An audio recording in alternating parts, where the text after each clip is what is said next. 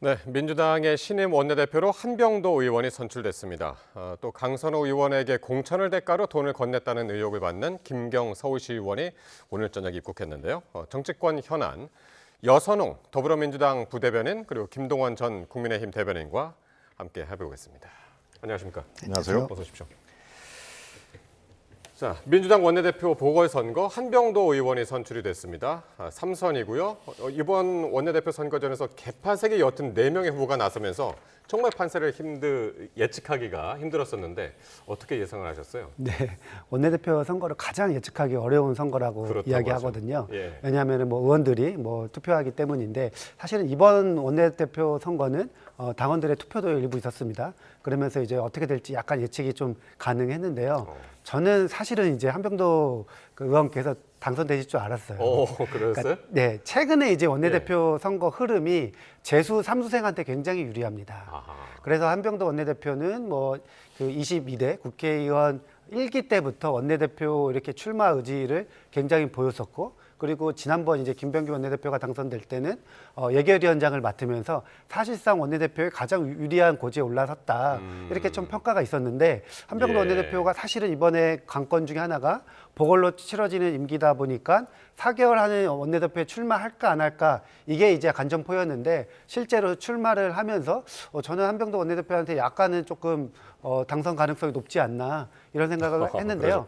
한병도 원내대표와 제가 이제 같이 청와대에서 일도 한번 해봤는데 이분이 굉장히 친화력이 좋습니다. 문재인 정부 때는 정무수석을 했었고요. 그리고 이제 이재명 당대표 때는 당시에 이제 전략기획위원장을 하면서 그 2024년 총선을 같이 진두지휘했습니다. 그래서 한병도 원내대표는 그 개파색이 얕지만 이재명 지금 대통령과도 굉장히 친화력이 친할 것이다. 소통이 잘 될 것이다. 이렇게 평가할 수 있을 것 같습니다. 그렇군요. 그러니까 예결위원장 하면서 의원들하고 이제 접촉면도 넓었었고 그런 면들을 이제 쭉 설명해 주셨는데 어쨌든 근데 한 번에 안 되고 이게 결선까지 갔단 말이에요. 백혜련 의원하고 이제 결선까지 갔는데 어떻게 보셨습니까? 그 과정을. 명이 나오고 일단 저희 국민의힘에서도 백혜련 의원과 한병도 의원이 2명이 올라갈 것이다. 근데 한 명이 완사이드하게 1차에서 끝낼 수는 없는 그런 그 구도상이었거든요.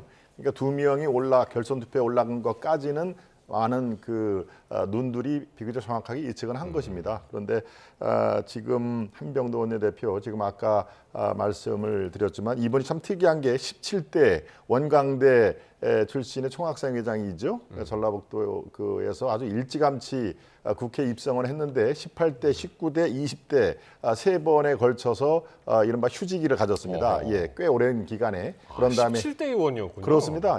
18, 19, 20대에 국회 입성을 못하고 꽤 오랜 기간에 이른바 불루를 삼켰죠. 그다음에 다시 재기에 성공해서 21대, 22대. 그러니까 의원들한테 또 주위의 동료들한테 상당히 잘했다고 합니다. 그러니까 제가 보기에는 아마도 그런 점이 정청래 대표와 가장 갈등을 일으키지 않을 인물을 택한 거 아니냐. 왜냐하면 김병기 의원하고 또 상당히 또 그런 일이 있지 않습니까? 어떤 거에 대해서 내가 혼자 했느냐, 다 자기들이 하라고 해놓고 왜 나한테 뒤집어 쓰느냐 하는 것들이 생생히 기억이 날 텐데요. 그러니까 정청래 강성과도 얘기가 되고 그리고 이 청와대에도 대선 그 캠프의 종합 상황 실장까지 했으니까요.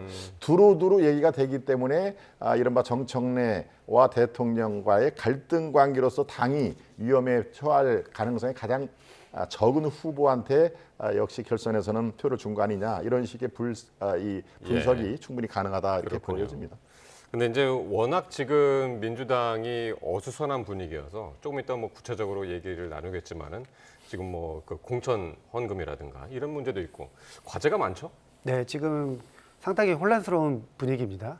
특히나 지금 그 원내대표가 이 보궐선거가 생긴 이유가 전임 원내대표가 사퇴를 하면서 만들어진 선거이기 때문에 아무래도 지금 새 원내대표의 가장 큰 미션은 지금 어수선한 당 분위기를 조기에 수습해서 지금 이제 얼마 남지 않은 선거를 앞두고 우리가 공천헌금 관련된 이런 의혹들 같이 이제 문제 제기를 받고 있기 때문에 관련한 시스템을 정비하는 것, 그리고 당내 이제 여러 가지 혼란과 위기를 조기에 수습하고 뭔가 끊어낼 것은 끊어내는 이렇게 강력한 좀 리더십이 필요하다. 당장 내일 있을 그 뭐 김병기 원내대표 전 원내대표 관련된 뭐 이러한 징계 관련도 있고요.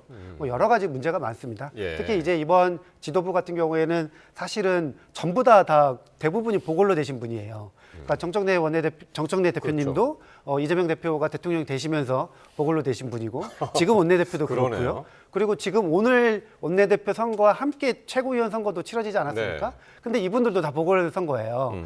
근데 보통은 이제 그 정상적인 임기 끝나고 그 다시 한번 연임하는 경우가 별로 없지만 이번에는 임기들이 다 짧아서 아무래도 약간 지방선거가 이 중간선거 같은 느낌이 듭니다. 그래서 이 지방선거를 잘 치러야지 이분들이 한 번 더 선거에 나갈 수 있거든요. 그렇기 때문에 아무래도 이분들도 스스로도 뭔가 그 지금의 이 당내 분위기를 빨리 수습해서 예. 시험을 잘 치르자, 예. 지방선거를 꼭 승리하자 이러한 다짐을 하고 있을 것입니다. 그러니까 한병도 신임 원내대표도 이게 원래 이제 임기 4개월이니까 잔여 임기만. 네.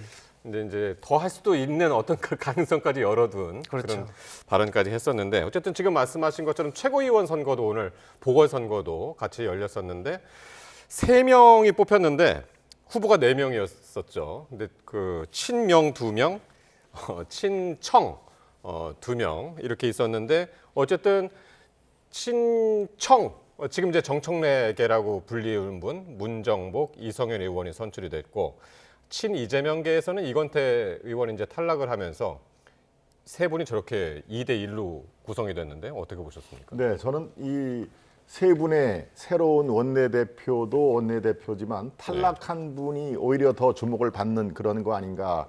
지금 화면에 나타나겠지만 이건태 탈락 이렇게 나오죠. 이건태 의원은 뭐 정치에 좀 관심 있는 분들은 아마 마실 것입니다. 이재명 대통령의 변호인 출신입니다. 그렇죠? 네, 이재명 당대표라든가 경기도지사 그 이전에는 성남시장까지 얘기를 하면서 변호인단이 뭐 아주 많죠. 뭐 12개의 혐의로 사법 처리가 진행되다가 대통령 당선된 이후로 이 중지가 된 거 아니겠습니까? 그런데 사실은 대통령이 당선된 이후에 그중에서 너무 많은 사람들이 요직에 들어갔다. 하다못해 유엔 대사까지 본인의 어떤 변호인을 사실 전공하고 거리가 멀어도 아주 먼 그런 그 유엔 대사까지도 보냈던 상황이 아마도 민주당 내에서도 좀 심하다라는 그런 그 평가가 분명히 있지 않았을까 하는 생각이 듭니다. 그래서 이재명 그 세력의 핵심이라고 할 수 있는 바로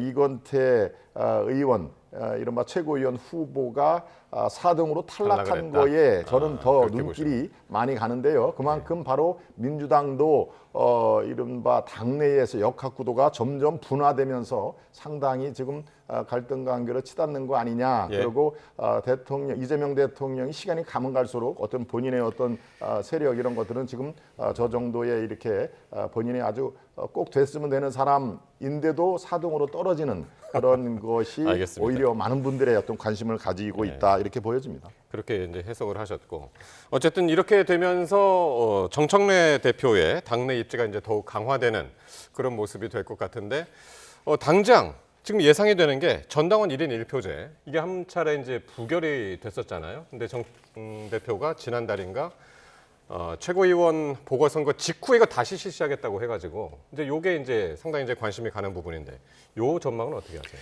그러니까 사실은 지금 이 1인 1표제를 당대표가 재추진한다고 했고 그 지금 나온 4명의 후보들이 이 관련해 가지고 약간 엇갈린 공약들을 내세웠다고 하면은 전망을 어떻게 해야 되나 약간 이렇게 생각할 수 있을 것 같은데 사실 이 네 분 다 1인 1인 1투표제 재추진하겠다 이렇게 공약을 했습니다. 그래서 아마 재추진하는 데는 크게 무리가 없을 것이고요. 특히나 이 1인 1투표제 같은 경우에는 12월 달에 이게 이제 부결된 이유가 반대가 많아가지고 부결된 것이 아니라 찬성률은 굉장히 높았는데 그 정족수가 미달된 것이거든요. 그때 이제 당내에서 나왔던 평가가 이거 준비를 잘 못했다 기술적으로 이거는 찬성률이 높은데 어떻게 이게 부결됐냐 준비를 잘하면은 다시 한번 재추진하는 데는 크게 무리가 없을 것이다 이런 이제 해석이 나왔었는데 이번에 또 역시나 당대표가 재추진한다고 하셨고 이 모든 후보들이 1인 1표제를 공약했기 때문에 뭐 이거 추진하는데 큰 어려움이 없을 것 같습니다. 그러니까 이게 1인 1표제가 여러분들 잘 아시겠지만 이제 대의원하고 권리당원의 투표 비율을 지금 이제 20대 1인데 이걸 1대 1로 맞춘 과정인데 이렇게 되면 이제 다음 전당대회까지 이제 영향을 주기 때문에 상당히 이제 관심 있게 지켜보는 그 부분입니다. 자, 그리고 이 신임 지도부는 당장요, 이 공천 헌금 의혹을 비롯해서 당내 의원들을 둘러싼 리스크를 수습해야 하는 그런 상황인데, 오늘 오전에 이 민주당에서 이 김병기 전 원내대표의 자진 탈당을 요구했습니다. 한번 화면으로 보시겠습니다. 자진 탈당을 요구하는 당원과 의원들의 요구도 애당심의 발로라는 것을 김병기 의원도 잘 알고 있을 것이라고 생각합니다. 김병기 의원께서도 본인이 그토록 소중하게 여겨왔던 애당의 길이 무엇인지 깊이 고민해 보시기를 요청합니다. 당 대표의 비상징계에 대한 그런 요구가 있다라고 말씀도 드렸는데, 그에 대한 가능성도 모든 것이 다 열려 있다라는 것을 말씀드립니다. 예. 원래는 이 윤리심판원 징계 의결을 기다려보기로 했었습니다. 윤리심판원 회의가 이제 내일 열리기로 돼 있는데, 근데 그런 분위기가 지금 바뀌는 듯한 그런 모습이어서, 그런데 이 와중에 조금 전에 들으신 것처럼 당대표가 직권으로 비상징계를 할 수 있다, 그런 가능성까지 지금 열어둔 것 같은데, 사실상 제명도 염두에 뒀다, 이렇게 보면 됩니까? 네, 지금 박수현 수석 대변인께서 예. 오늘 그 기자회견을 하면서 나온 내용들이 뭐 대변인 이야기냐 이렇게 이제 기자 질문이 있었는데, 그러겠냐, 이게 당 지도부의 이야기다 이렇게 말씀을 하셨어요. 예. 그러면서 힘을 이제 더 실은 거네요. 맞습니다. 그래서 당 지도부가 사실상 김병기 전 원내대표한테 뭔가 결단을 촉구하는 듯한 그러한 이제 취지가 분명히 담겨 있다고 보여지고요. 예. 저는 사실은 뭐 여러 가지 이제 그 당내 관련해서 이러한 뭐 빨리 좀 수습을 해야 된다는 분위기가 조금 이제 약간 느려지는 것에 대해서 상당히 위기감을 느꼈는데, 징계를 앞두고 당에서 당 수석 대변인이 오늘 같은 기자회견을 한 것은 예. 어떻게 보면은 지금 그 윤리심판원 있잖아요. 예. 윤리심판원한테도 뭔가 이 압박을 하는 것으로 해석할 수 메시지를 있거든요. 보냈다. 그렇습니다. 왜냐하면 윤리심판원이 어떻게 보면 독립적으로 이루어지고 있는 상황이라서 당 대표라고 하더라도 여기에 대해서 어떻게 뭐 진행되고 있냐, 아니, 진행 안 되고 있냐, 뭐 징계할 거냐 말할 거냐 이렇게 이제 할 수가 없거든요. 그런데 이제 그 징계 일을 앞두고 당 지도부의 입장을 밝힌 것이 아마도 뭐 김병기 원내대표뿐만 아니라 이 윤리심판원에 대해서도 지금 당내 분위기를, 그리고 당원들과 국민들의 이 분위기를 충분하게 이제 예. 좀 대내외에 알린 것이다, 이렇게 좀 해석을 할 수 있을 것 같습니다. 그렇군요.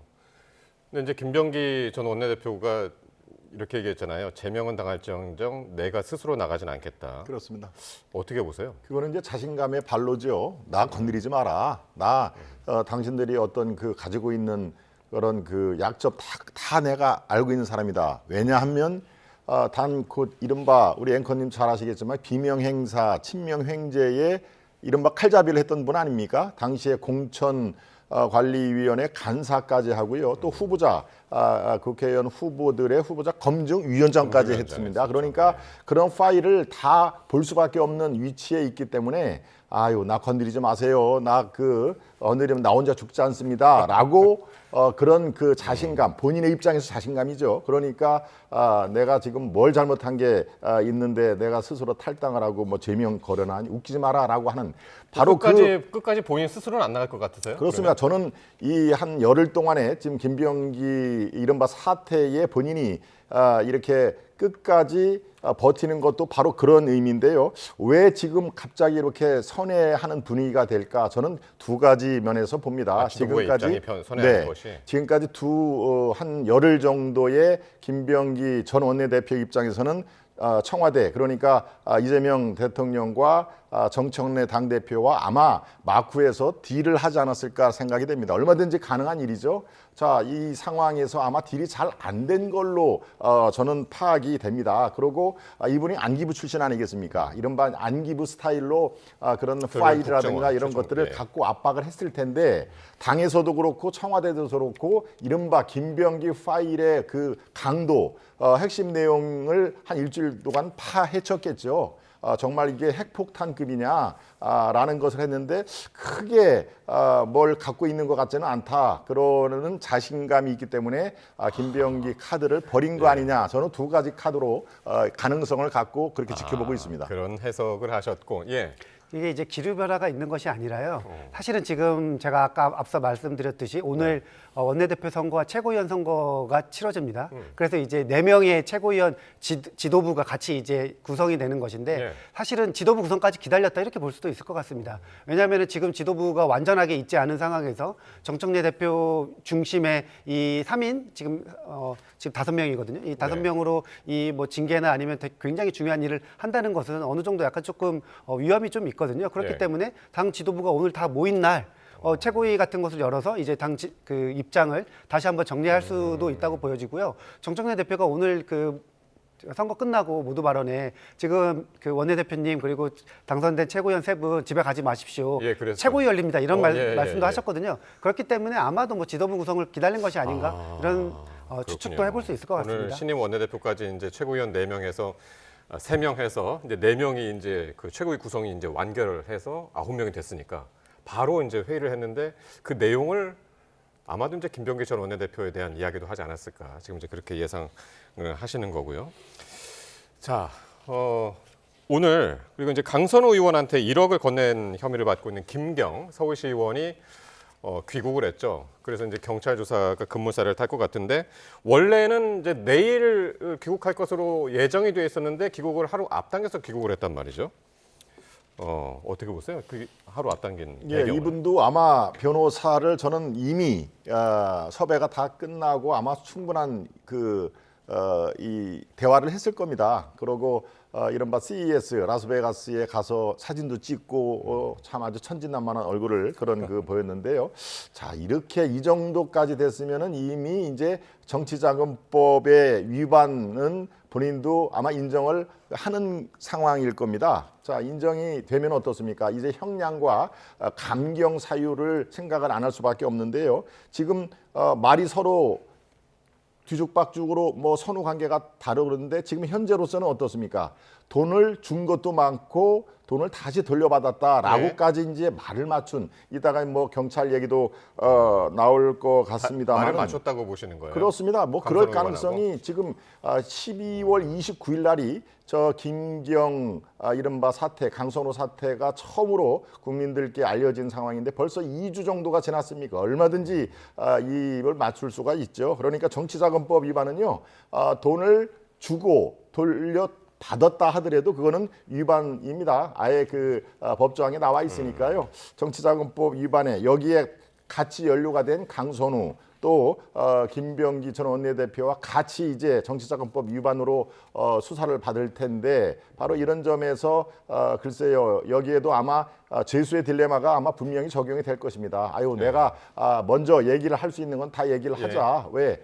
감량의 어떤 그 조건이 있으니까요. 바로 그런 의미에서 귀국도 한 7-8시간 앞서서 귀국을 한 것이고 그럴 필요가 있었나요? 아마 본인이 변호사와 충분히 상의를 해서 그런 일련의 어떤 그 단계를 밟는 걸로 저는 보여집니다. 예. 그러니까 오늘 마침 김경 그리고 강선호 의원 자택하고 의원실까지 전부 압수수색이 들어갔단 말이에요. 강제 수사에 돌입했는데 오늘 그날 왔었고 지금 귀국해서 자택으로 먼저 갔다고 그래요. 그래서 이제 압수수색하는 거 참관하고 이제 경찰 가가지고 이제 조사를 받는다고 그러는데 경찰이 상당히 이제 초동 수사 부실하게 했다. 뭐 그런 얘기도 듣고 있는데 오늘 갑자기 이제 굉장히 빨라졌습니다. 지금 바빠졌어요. 그동안 늦은 감이 있었죠. 그리고 야당에서 계속해서 경찰 수사 못 믿겠다. 지금 어떻게 뭐라 그럴까요? 이렇게 사태를 만들고서 본인은 어떻게 미국 CIS에 가 있냐, 예. 어떻게 출국이 가능하게 되어 있냐,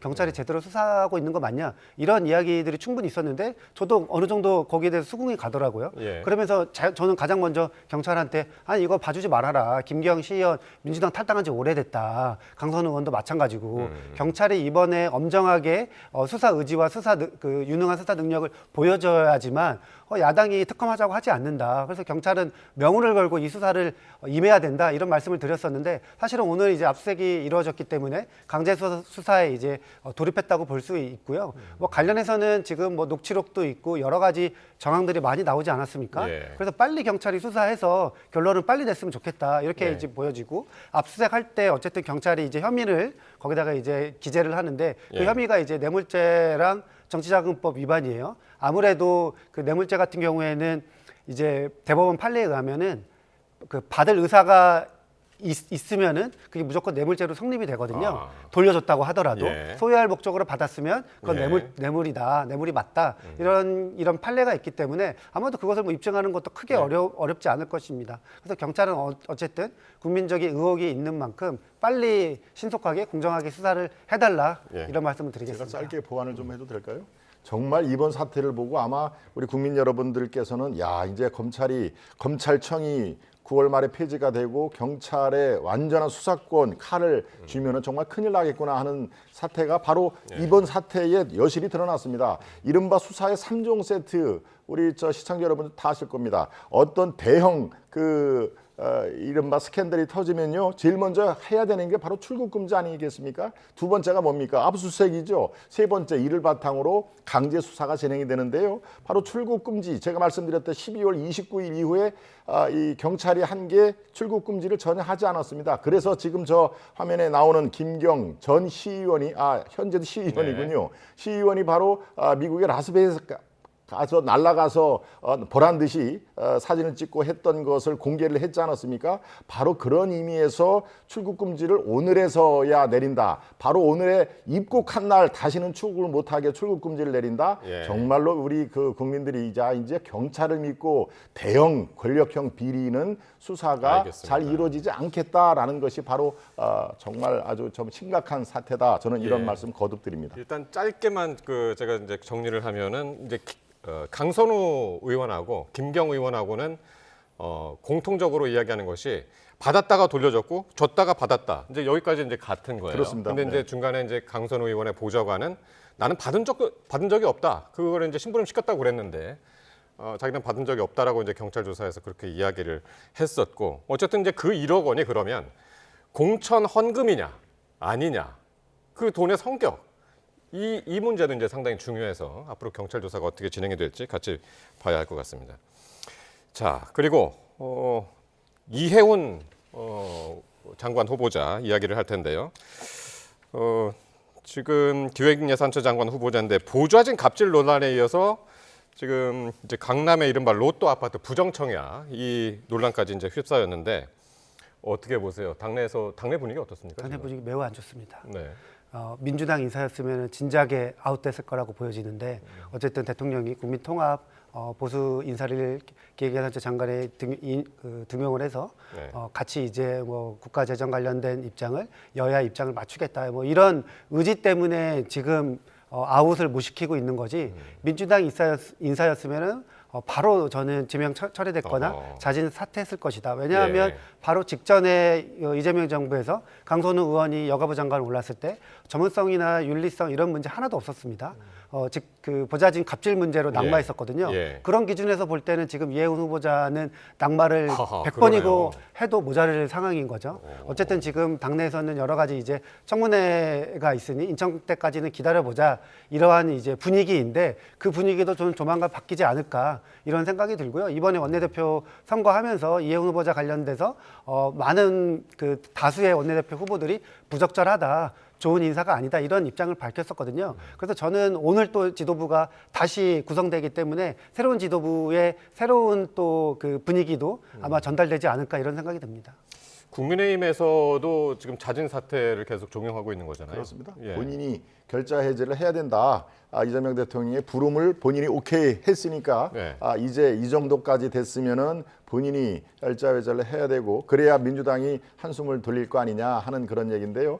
저는 뭐 이해운 후보자를 정말 잘 아는 사람으로서 이렇게 좀 심한 말을 할 생각은 전혀 없습니다만은 상황이 이 정도까지 되면요. 본인이 지금 장관직 수행을 할 수가 없다. 저는 불가능하다고 봅니다. 예. 아니 위장 이혼이라는 얘기는 아마 많이 들어보셨을 겁니다. 우리 시청자 여러분도. 위장 전입도 그런데 있고요. 네, 위장 전입, 위장 이혼. 예.